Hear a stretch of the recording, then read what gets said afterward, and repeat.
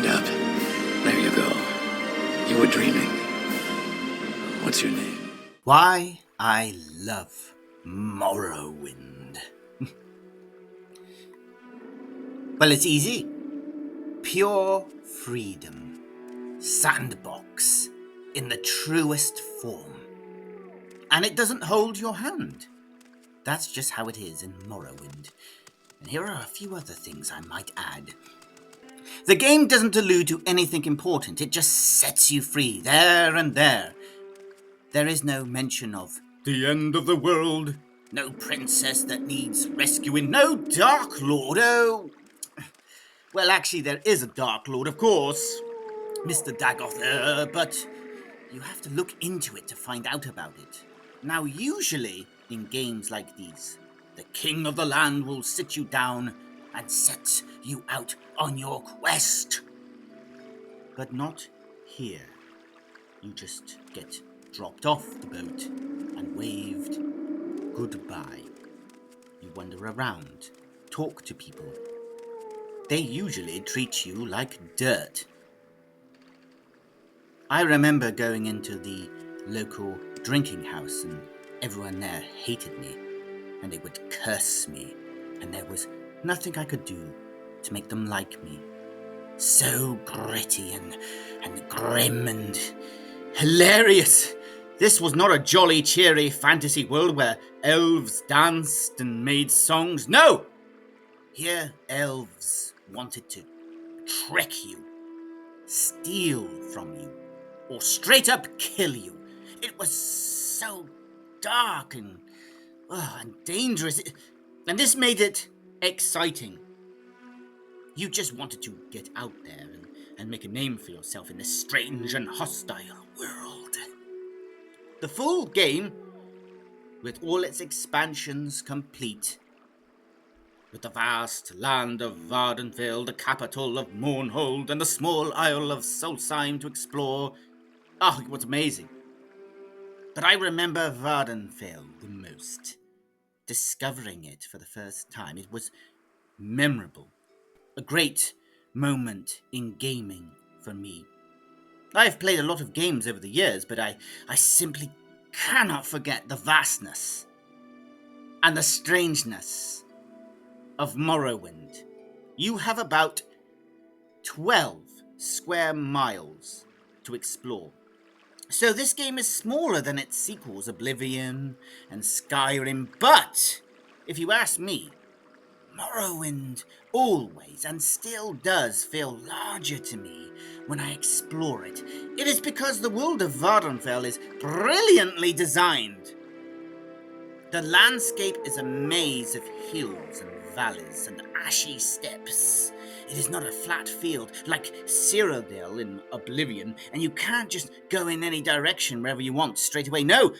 Apart from boats and silt striders, which you had to physically walk to and interact with, there was no fast travel options, no opening the map and warping about at leisure.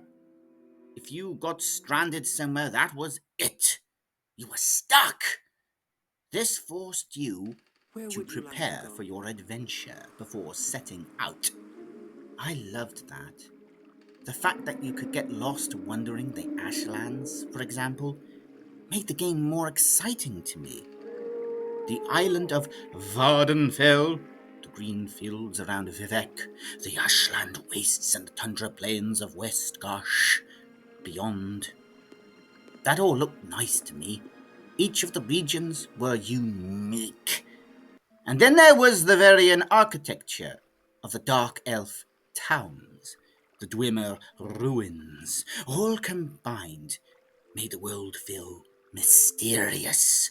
But Vardenfell is a hostile land, and it feels abandoned, lonely, lost, and alien.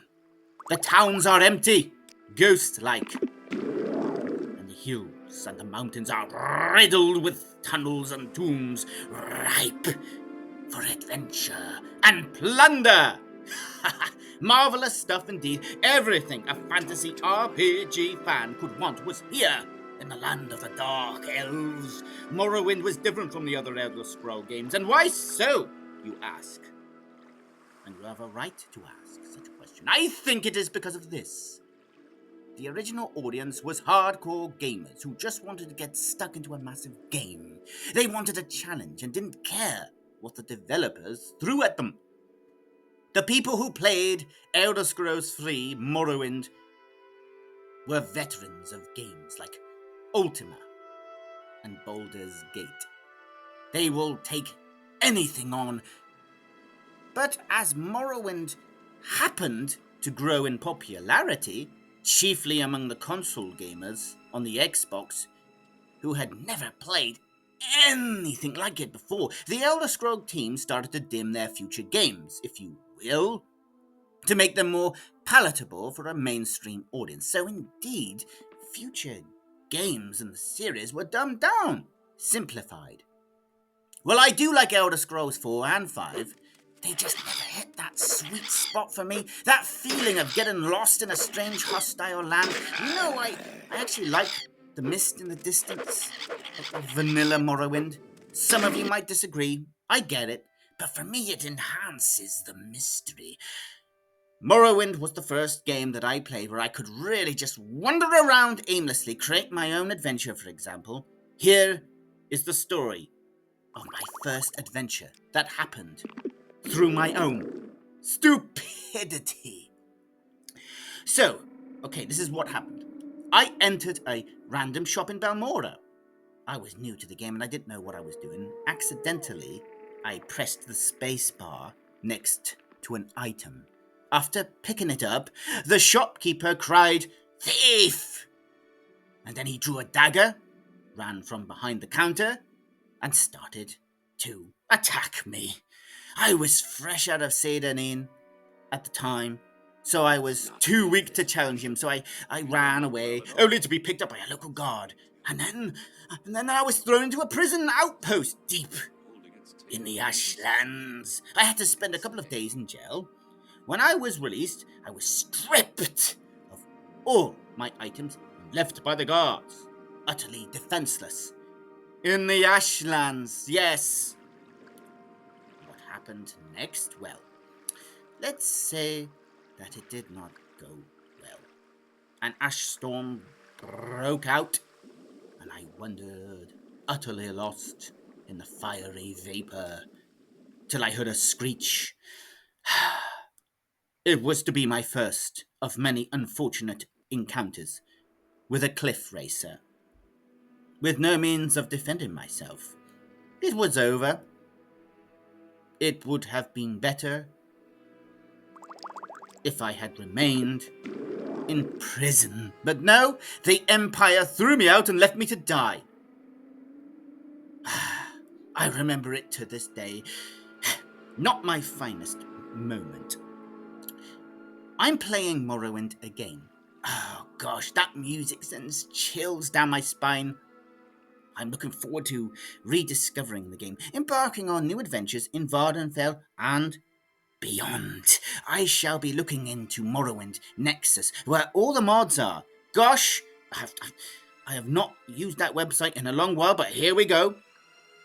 And I shall most definitely be making my way towards Tamriel rebuilt. Oh yes, but more on that later. Good luck out there.